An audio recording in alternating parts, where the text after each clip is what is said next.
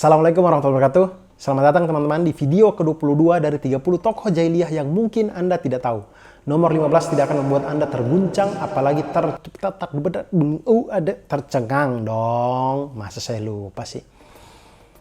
Amr bin Abdi Wud. Ini adalah tokoh ke-22 kita. Pada tahun 5 Hijriah, teman-teman sekalian, kota Madinah itu diserang oleh pasukan gabungan. Pasukan gabungan ini terdiri dari orang-orang Quraisy Mekah, kemudian Kinanah dengan sekutu-sekutunya dari penduduk Tihamah, kemudian Bani Sulaim, dan juga kabilah-kabilah Gatafan. Total dari pasukan gabungan ini kurang lebih 10.000 prajurit. Jumlahnya ini lebih banyak daripada jumlah penduduk Madinah. Itu sudah termasuk dengan anak-anak, wanita, dan orang tua. Dan pasukan gabungan sebesar ini itu datang dan menyerang kota Madinah yang kemudian kita kenal dengan nama Perang Ahzab atau Perang Khandak atau Perang Parit. Perang ini dinamakan Perang Khandak karena pada saat perang ini pasukan muslimin itu menggunakan strategi defense yang tidak pernah dikenal oleh bangsa Arab, yaitu pasukan muslimin menggali parit yang cukup besar yang tidak bisa dilewati oleh orang maupun kuda di jalur masuknya kota Madinah. Sehingga pasukan Quraisy dan kawan-kawan, pasukan gabungan ini tidak mampu untuk menyerang kota Madinah.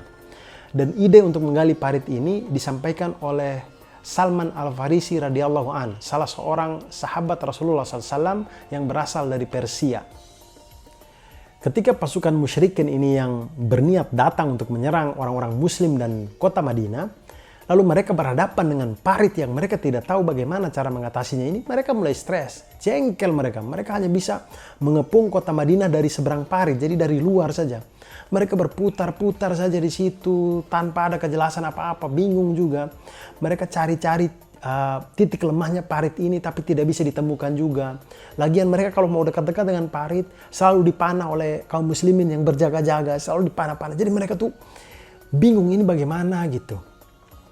Mereka makin lama makin stres, emosi, karena jujur mereka tidak siap dengan menghadapi peperangan yang seperti ini. Karena ini di luar kebiasaannya bangsa Arab. Mereka tidak pernah tahu jenis peperangan yang seperti ini. Kemudian lama-kelamaan mereka juga tidak bisa hanya diam saja dan menunggu tanpa ada kejelasan apa-apa dan kelanjutan bagaimana ini pengepungan dan segala macamnya. Jadi perang Khandak ini adalah salah satu perang psikologis. Baik kaum muslimin yang di dalam menunggu masa pengepungan maupun mereka di luar, orang-orang musyrik ini yang mengepung. Sama-sama perang psikologis. Lama-kelamaan kemudian muncullah beberapa orang dari pasukan musyrikin yang menemukan celah parit yang lebih sempit daripada yang lain. Walaupun celah parit ini tidak bisa dilewati juga, tapi paling tidak dia lebih sempit daripada yang lain. Nah, beberapa orang pasukan musyrikin yang menemukan ini dan maju itu adalah Amr bin Abdi Wud, kemudian Ikrimah bin Abu Jahal, kemudian Dirar bin Al-Khattab, dan lain-lain. Mereka kemudian turun ke parit ini, kemudian mau melewati ini. Mereka pas turun ke parit, Ali bin Abi Thalib radhiyallahu an datang bersama dengan pasukan muslimin yang lain, kemudian mengepung mereka di situ. Kemudian di dalam pengepungan ini, Amr bin Abdi Wud menantang untuk adu tanding 1 lawan 1. Kemudian tantangan dari Amr bin Abdi Wud ini dijawab oleh Ali bin Abi Thalib radhiyallahu an. Kemudian bertarunglah Ali bin Abi Thalib radhiyallahu an dengan Amr bin Abdi Wud. Amr bin Abdi Wud ini adalah salah satu petarung dari Quraisy yang pemberani. Dia ini adalah pahlawan dari orang-orang Quraisy. Pertarungan antara Amr bin Abdi Wud dengan Ali bin Abi Thalib radhiyallahu anhu ini berlangsung seru sampai akhirnya Amr bin Abdi Wud berhasil dibunuh oleh Ali bin Abi Thalib. Nah, ketika Amr bin Abdi Wud ini mati atau meninggal di tangannya Ali bin Abi Thalib radhiyallahu anhu, ini orang-orang Quraisy yang lain ini ketakutan. Kemudian mereka lari. Nah, Ikrimah bin Abu Jahal ini bahkan lari sampai meninggalkan tombaknya. Persetan tombaknya, yang penting saya lari, dia lari. Dan begitulah akhir cerita dari Amr bin Abdi Wud. Semoga kita semua bisa mengambil hikmah dari cerita ini. Teman-teman sebenarnya kalau teman-teman mau googling nama dari Ammar bin Abdi Wud, sama seperti ejaannya, sama seperti yang ada di dalam video, di judul video ini, teman-teman akan menemukan banyak cerita-ceritanya di Google gitu. Hanya saja saya tidak berani untuk menceritakannya di sini karena keterbatasan ilmu saya untuk mengecek cerita itu benar atau tidak gitu. Makanya untuk lebih amannya saya hanya bercerita melalui buku atau yang ada di dalam buku Sirah Nabawiyah karya Syekh Safiur Rahman Al-Mubarakfuri ini. Kalau ada tambahannya saya baca secara online di buku Sirah Nabawiyah karya Ibnu Hisham.